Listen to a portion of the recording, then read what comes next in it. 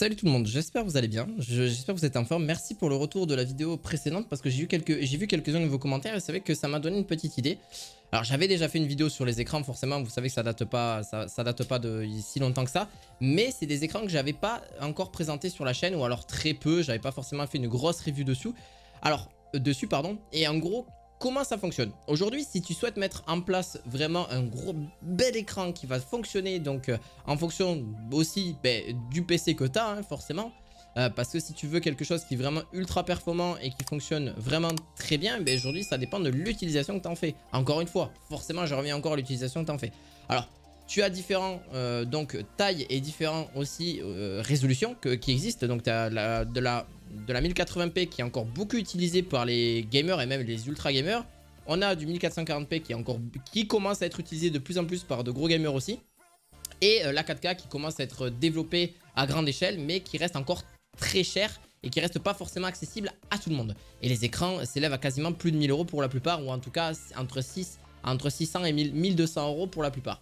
Alors, oui, encore un écran 1080p, est-ce que ça vaut le coup encore en 2023? Ben oui, j'ai envie de vous dire que oui, parce que si vous êtes juste pour du jeu vidéo et vous n'avez pas une très grosse carte graphique, mais assez pour tourner des jeux à 150-200 FPS, ça suffit largement.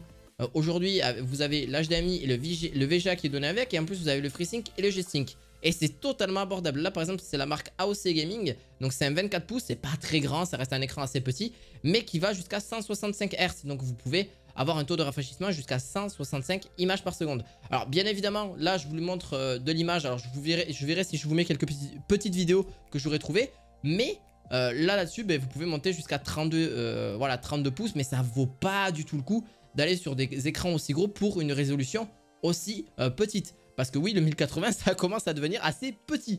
Donc, comme je le dis, d'habitude, vous pouvez retrouver les liens en description de cette vidéo, bien évidemment. Si vous êtes intrigué par tout ce qui est produits high-tech que je présente sur la chaîne, mais n'hésitez pas à vous abonner, à mettre un pouce bleu, bien évidemment, et me dire en commentaire si vous avez des idées de vidéos. N'hésitez pas, j'ai envie de les lancer comme ça on en lance plusieurs, et puis en plus de ça, vous avez du contenu, et vous avez un petit peu aussi, forcément, mon expertise dessus, parce que ça fait quand même plus de 15 ans que je suis sur les PC et je suis à fond dedans. Alors je suis pas forcément un expert partout et j'ai pas forcément les bons arguments qui vont vous convaincre, ou carrément c'est pas forcément vous convaincre, mais c'est plus vraiment aller dans les aspects techniques ou surtout dans les mots techniques de la chose, parce qu'il y en a qui me disent ouais mais t'as pas les mots techniques, mais il y en a plein qui partent et qui sont débutants et qui ne s'y connaissent pas forcément et qui recherchent des bons écrans. Et dites-moi d'ailleurs ce que j'ai présenté aujourd'hui. Donc attendez la fin de la vidéo avant de me dire oui c'est pas forcément des beaux écrans blablabla. Non, vous pouvez dire le contraire. Donc attendez cette fin de vidéo et on verra un petit peu. Donc écoutez l'entièreté, même mettez-la en x2 s'il faut. Bref, je vais pas faire des intros ultra longues, mais vous avez compris, celui-ci est en 24 pouces, 165 Hz et avec 1 milliseconde de temps de réponse. Alors à quoi ça sert? Pour ceux qui ne savent pas, plus vous avez moins de temps de réponse, plus c'est rapide, mieux c'est. Parce que d'un côté, si vous jouez à des jeux en ligne, alors c'est sûr que les jeux en ligne, il faut avoir aussi la fibre optique qui suit aussi derrière, mais ça vous permettra d'être le plus réactif possible et le plus rapide, surtout pour des jeux FPS ou des jeux comme type LOL ou d'autres jeux encore que je ne connais pas ou que je n'y joue absolument pas. Alors vous avez le VGA, l'HDMI et le DisplayPort qui est disponible. Même encore le VGA, ça m'étonne énormément, mais ça va jusqu'à du 1080p, donc ça m'étonne pas tant que ça non plus. Ce qui est très très vieux, c'est des vieilles fiches qui commencent à être un petit peu dans l'ancien. Là pareil, c'est exactement le même, sauf que celui-ci est un petit peu entre guillemets plus grand parce qu'il fait 27 pouces, c'est pas entre guillemets, c'est sûr. C'est du Full HD, sauf que vous avez que le HDMI et le DisplayPort qui est disponible et le FreeSync. Alors le FreeSync c'est pour les cartes graphiques AMD, le G-Sync pour les cartes graphiques Nvidia. Voilà, pour le préciser là-dessus, donc il va jusqu'à 240 Hz. C'est pour ça que je l'ai pris aussi, parce que pour 199 €, c'est juste une bête de course. Parce que 240 Hz, c'est juste énorme. Ça veut dire que vous pouvez avoir un taux de rafraîchissement encore plus élevé. Je suis allé jusqu'à du 240. Il y a aussi des écrans que vous allez voir en 1080p qui sont juste complètement énormes. Qui ont des taux de rafraîchissement complètement hyper élevés. Donc là, c'est l'écran le plus cher en 1080p que j'ai trouvé. De la marque BenQ, le Zowie ZL2566. En 24 pouces. Vous allez me dire, mais attends, mais pourquoi aussi cher? Parce qu'il offre du 360 Hz. Donc c'est justement la technologie DI, en gros c'est le Dynamic Accuracy Plus. Dans l'ensemble, en gros, ça rajoute des scènes qui sont beaucoup plus claires et beaucoup plus nettes. Et le 360 Hz, vous allez me dire, ouais, mais à quoi ça sert? Là, c'est vraiment limite, après 240, ça sert limite presque plus à rien. Et bien, en fait, ça sert vraiment à avoir de plus en plus de fluidité sur les jeux. Bien sûr, il faut que les jeux fonctionnent aussi en 360 FPS ou 360 Hz. Généralement, vous pourrez le tester sur, voilà, sur CSGO ou sur Valorant. Là, c'est des jeux qui vont pouvoir vraiment être adaptés à ce type d'écran. Mais voilà, c'est pas non plus une grosse utilité. Vous pouvez descendre forcément les hertz, mais là, autant prendre un autre type d'écran là-dessus. Mais c'est vraiment, au moins pour que vous ayez la connaissance qu'il y a ce type d'écran qui existe. Alors, on passera sur vraiment le 2560 par le 1440. Je parlais aussi donc des configurations qu'il faut avoir. Hein. Généralement, un petit Ryzen 5 avec une RTX 3000 ou une RTX 4000 sera largement suffisant. Une 3060 ou une 4060 pour faire fonctionner du 1080p. Hein. Alors, sans aucun problème et à monter à 150, 160 FPS sans souci, voire même du 200 si vous descendez un peu la qualité graphique sans aucun problème. Là-dessus, c'est mon avis. Alors, bien sûr, si vous souhaitez aller encore plus haut du 2560 par du 2400 par 1440, donc c'est du 2K, en gros c'est du Quad HD. Et donc oui, pareil, moi c'est ce que j'ai actuellement, j'ai aussi un 4K. Et le Samsung Odyssey G5, vous avez même aussi le G7 en 4K qu'on présentera par la suite. Là, là-dessus, c'est du FreeSync. Donc, c'est juste génial parce qu'il fait du 27 pouces et il fait du 144 pixels. C'est la norme, c'est vraiment ce que vous pouvez retrouver à l'heure actuelle. Et je trouve largement mieux les écrans Samsung par rapport à leur qualité d'image et aussi leur qualité au niveau de la colorimétrie, etc. Qu'est-ce que j'entends par là? C'est qu'on voit mieux les couleurs, c'est beaucoup plus répandu. Le temps de température de fonctionnement, c'est entre 10 et 40 degrés. Donc, ça bon, c'est à peu près tous les écrans en général. C'est juste génial parce que au moins vous avez quelque chose qui est très épuré. J'adore surtout leur design. C'est pour ça que je les pris en général parce que leur design est juste génial. Pareil, DisplayPort, HDMI. Vous avez la norme actuelle 1 milliseconde de temps de réponse. Je vous l'ai expliqué un petit peu tout à l'heure à quoi ça correspondait. C'est surtout pour vraiment avoir un temps de réponse très léger entre le jeu vidéo et l'écran, forcément, là-dessus. Donc le troisième, je vais pas passer 40 ans non plus sur les écrans parce que j'ai pas envie que la vidéo fasse 50 minutes non plus. On a du Quad HD aussi sur du Gigabyte. Donc pourquoi Gigabyte? Parce que Gigabyte sont aussi une très bonne marque d'écran et ils font aussi de très bonnes cartes graphiques. C'est aussi pour ça. Donc ce sont des vendeurs par la suite. Pas des constructeurs mais plus des vendeurs de second marché pour tout ce qui est cartes graphiques, etc. Même d'objets high-tech. Vous allez pouvoir retrouver plein de choses dans leur boutique. Qui est juste génial. Pareil là-dessus, vous pouvez mettre aussi des pieds je ne l'ai pas encore précisé mais c'est vrai que je mettrai en description des pieds pour justement les écrans. Pourquoi? Parce que encore une fois, c'est qu'aujourd'hui si tu as 2-3 écrans, tu t'y retrouves plus. Il y a 36 000 pieds, ça prend une place énorme sur ton bureau. Alors que tu peux avoir justement un seul pied pour 2 voire même 3 écrans. Alors bien sûr tout dépend de forcément la grosseur de l'écran, tout dépend du poids encore une fois. Donc ça il faudra le calculer bien évidemment. Donc le poids n'est pas forcément tout le temps donné, ça c'est un petit peu dommage, mais il ne donne pas tout le temps sur les écrans. Là-dessus, ce que je trouve un petit peu dommage, surtout quand vous voulez vous prendre un pied, ça coûte une centaine d'euros. Alors ça dépend, en tout cas les meilleurs coûtent une centaine d'euros, mais ça sera toujours mieux pour avoir de la place sur votre bureau si vous avez tendance à vraiment vous éparpiller sur votre bureau. Et si vous avez encore en plus, si vous avez un petit bureau, là on le voit, poids du produit 5,5 kg. Donc vous voyez, ça dépend en fait du soutien que vous pouvez avoir sur ces écrans-là. Donc là, pareil, on retrouvera du 170 Hz, un petit peu plus élevé que le précédent qui était Samsung. Mais là, par contre, c'est pareil, le design, je le trouve pas un truc de fou. C'est vraiment voilà, un écran assez classique qui pourra vraiment être apprécié de partout. Parce que vraiment, c'est vraiment du classique. C'est vraiment basique, voilà. Et bon, après, comme je vous dis, vous pouvez changer le pied. Ça peut être sympa. Alors, tous les écrans ne sont pas compatibles pour changer les pieds. Hein. Donc, avoir un pied vraiment qui est vraiment indépendant de celui que vous avez de base. Là pareil, on a un écran qui est de la marque InnoCN qui aussi est une très bonne marque et que je trouve plutôt bonne dans l'ensemble pour des écrans en Quad HD et du 240 Hz en 27 pouces. Pareil, c'est une dalle donc qui justement vous évite d'avoir tout ce qui est reflet, etc. Donc anti-reflet, tout ça. C'est la base hein, quand vous êtes gamer, c'est pas d'avoir une dalle brillante parce que les dalles brillantes, le problème c'est que si vous avez donc le reflet et du coup vous y voyez rien dans votre jeu, alors que les dalles brillantes, l'avantage qu'on a aussi c'est que l'image est encore mieux, c'est beaucoup plus c'est même largement mieux qu'une dalle qui est pas du tout mat. Donc voilà, ça encore une fois c'est ce que je voulais dire. Et par la suite vous avez l'HDMI 2.1, donc si vous voulez connecter une console type PlayStation, il n'y a aucun problème, ou une Xbox de dernière génération sans souci. Parce que comme ça, vous avez tout ce qui est disponibilité. Donc, parce que vous fonctionnez avec un seul PC, oui, mais vous pouvez brancher différents appareils sans aucun problème. Moi, j'ai un écran qui fonctionne pour ma Nintendo Switch, pour ma PlayStation et pour mon PC. Voilà, j'ai juste à changer de source et puis c'est très pratique. Dommage que j'ai pas de télécommande parce que ça irait encore plus vite. Mais bon, je fais avec le bouton à l'arrière de l'ordinateur, enfin de l'écran de l'ordinateur, pour changer de source. Donc voilà, j'ai un DisplayPort, j'ai un HDMI, etc. Et aujourd'hui, tu peux transformer un DisplayPort en HDMI, tu peux transformer un HDMI en DisplayPort et vice versa pour si vraiment tu as des difficultés à trouver vraiment tous les types d'adaptateurs, il en existe. Donc ça, ne t'inquiète pas, je te les mettrai aussi en description de vidéo si j'y pense. Sinon, tu me le dis par la suite. Il y a le BenQ, un écran gaming 27 pouces IPS 240 Hz aussi. Donc 240 Hz, très bien. Moi, c'est ce que je trouve, c'est vraiment la norme, le 240. Parce que là, celui-ci aussi le fait de base aussi. Celui-là, pareil. Par contre, le prix est très élevé parce qu'on a du HDR600, on a du 1 milliseconde de temps de réponse. On a, forcément, vous payez la marque aussi. Mais pourquoi? Parce que c'est du compatible VRR pour la PlayStation 5 ou AMD FreeSync, bien évidemment, pour avoir quelque chose de très très fluide. On a une technologie qui nous permet d'avoir une optimisation au niveau de l'image. C'est encore quelque chose qui sont des technologies supplémentaires qui sont rajoutées. C'est pour ça que c'est aussi cher. Mais vous voyez aussi l'arrière. Moi, c'est l'arrière qui m'a beaucoup plu. On le voit pas forcément quand c'est contre un mur, les écrans, etc. Quand c'est contre un mur, mais c'est quand même un petit détail. C'est quand même un petit détail qui n'est pas négligeable. Donc là, quand on le voit, on a envie de l'acheter, tu vois. On a envie de l'acheter parce qu'il est vraiment bien fini. On a très peu de bords. Là, on a, même si ce n'est... voilà, c'est quand même des bords quasi ultra fins. Donc il n'y a pas de bordure, hein, très clairement. Là-dessus, à part en bas. Mais là, vous allez pouvoir changer les boutons si vous souhaitez en fonction de la source. Pareil, le pied tient extrêmement bien. Vous pouvez élever ou mettre plus bas. Vous pouvez incliner aussi l'écran. Mais ça, ils le font tous. Là, je vais aller sur... là, je vais taper sur du très haut de gamme pour du Quad HD.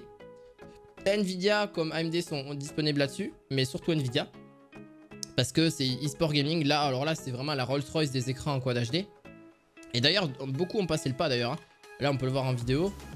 Alors, bon, malheureusement, la vidéo n'est pas très qualitative, malheureusement, parce que ça doit être filmé avec un caméscope. Bande noire sur l'écran, j'en reviens pas, 1300 €. C'est peut-être, en fait, c'est peut-être le transport. Le problème, c'est que beaucoup peut-être sont négatifs, mais c'est peut-être aussi le transport. Il est là où, en fait, c'est là où c'est le plus dommage, parce que c'est des écrans qui sont extrêmement fragiles. Parce que il suffit que vous les tapez, il suffit qu'ils tombent par terre ou... voilà, qu'il soit mal positionné. Et B, le problème, c'est que vous pouvez vous retrouver avec une dalle qui coûte, oui, certes, très cher. Mais le problème, c'est qu'il est très fragile. Et là, vous avez un petit peu la haine, ce que je peux totalement comprendre par la suite.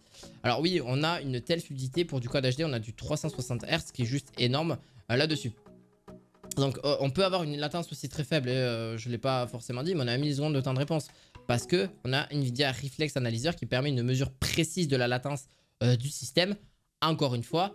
Et ce qui sera encore beaucoup plus pratique et beaucoup plus performant. Donc si vous souhaitez jouer à des jeux qui sont à du 200, 300, 400 FPS, et bien allez-y. Aujourd'hui, regardez, on atteint, vous voyez, on a un screen qui le dit ici. On a pour une 4090 en 1440p, on peut atteindre sur Overwatch, parce que ça c'est Overwatch pur et dur. Je joue à ce jeu-là et j'arrive moi-même déjà avec une 2080 Ti que j'ai encore et qui fonctionne très bien. J'arrive à taper les 200, 250 FPS. Donc là, en full, enfin en ultra. Donc là... si vous n'êtes pas en full ultra avec une RTX 4090, vous tapez les 500 FPS sans aucun souci. Donc voilà. Pour là, on va taper sur l'entrée de gamme de la 4K. Alors oui, il en existe des plus petits, mais ça sera que du 60 Hz. Donc là, c'est pour la bureautique, pour la créativité, etc. C'est vraiment pour le côté pratique. Mais c'est pas le but de cette vidéo. Là, le but, c'est pour vraiment les gamers qui souhaitent vraiment avoir quelque chose de parfait et qui puissent fonctionner aussi avec. Alors... oui, il y a aussi des USB pour la plupart des écrans. C'est vrai que je ne l'ai pas forcément précisé, mais des fois, vous avez des ports USB. C'est trop bien si vous n'avez pas, vous êtes trop loin des ports USB que vous avez derrière votre ordinateur et vous avez la flemme de brancher votre clavier ou votre souris. Ou alors, si c'est vraiment 2 en 1, ça c'est cool aussi. De le brancher directement derrière votre écran. Puis après, de le relier de votre écran à votre tour de l'ordinateur pour que ce soit forcément connecté.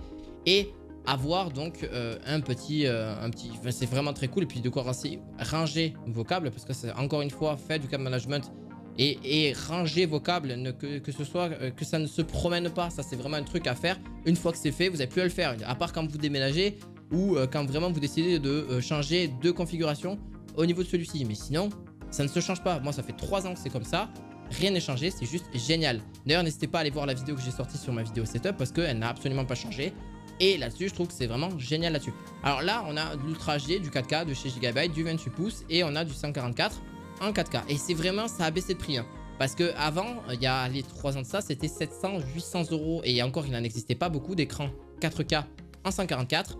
Donc, vous avez cette disponibilité aujourd'hui. Donc, oui, ça fonctionne. C'est malheureusement, ça a un problème. C'est que oui, ça consomme un petit peu d'électricité. Oui. C'est pas aux normes énergétiques, oui, et bien forcément, mais si vous voulez quelque chose qui fonctionne et qui fonctionne même très bien, et bien oui, il va falloir y mettre un petit peu le prix. Et là, du 4K à 144, alors encore une fois, en termes de config, qu'est-ce que je conseille? Ben là, une 4070 voire une 4080, un Ryzen 5 ou un Ryzen 7 serait pas négligeable pour faire fonctionner en 4K en 144. Et même si vous avez encore mieux, tant mieux, une 4080 ou alors une carte graphique Nvidia, je les ai pas en tête parce qu'il y en a d'autres qui sont sortis, il faut que je regarde un petit peu, mais là-dessus franchement une 4070 ou une 4080 sera d'autant plus génial, ou même une 4090 si vous avez l'argent, si vous avez le budget là-dessus. Alors pour terminer, donc bon, malheureusement il n'est pas en stock, mais généralement vous l'avez récemment parce qu'il est souvent en stock celui-ci, parce que je le vois souvent parce que j'adore MSI. Et MSI Optique Mag 28, moi j'ai le Mag 27 qui fonctionne en 2K 144. Et là c'est du 4K 144. Parce qu'aujourd'hui on sera amené, là les écrans que j'ai présentés précédemment, donc le 2K et le 1080p, d'ici 3, 4, 5 ans, bon ben ça sera toujours d'actualité, mais beaucoup moins parce que la norme actuelle, d'ailleurs si vous n'avez même pas des écrans chez vous en 4K, c'est pas forcément normal, c'est pas grave.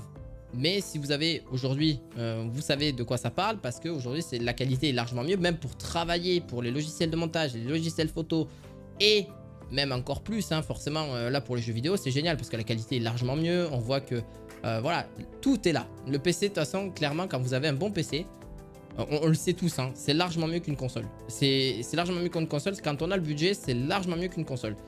La console est un plus, forcément, quand vous l'avez avec un écran aussi beau, aussi net, etc. Bien sûr que vous pouvez mettre une PlayStation sans problème en 4K, en 144, ça va être encore génial, parce que la PlayStation 5, je vous rappelle, peut aller jusqu'à 120 FPS. Donc là, sans aucun problème là-dessus. Alors, on va taper sur, là, un petit peu très haut de gamme, en 4K 244. De chez Samsung, c'est un écran incurvé, c'est le Odyssey Neo, le Quantum Mini LED. Oui, vous avez du LED, alors là c'est génial. Quand vous avez un écran PC avec des LED, donc là forcément le prix est largement, vraiment, je pense pour moi, alors ça dépend de chacun encore une fois, mais pour moi est très honnête et c'est logique encore une fois, parce que là on a du HDR 2000, donc en plus de ça vous allez avoir vraiment un écran qui va fonctionner et qui va, ce qui est logique, mais surtout avoir des colorimétries juste géniales. Et en plus de ça, avoir une technologie qui n'est pas présente sur la plupart des écrans à l'heure actuelle, c'est d'avoir du LED. Aujourd'hui, si tu veux avoir du LED, il faut carrément une télé. Voilà. Aujourd'hui, c'est la télévision, sinon, bah, t'as pas autre chose.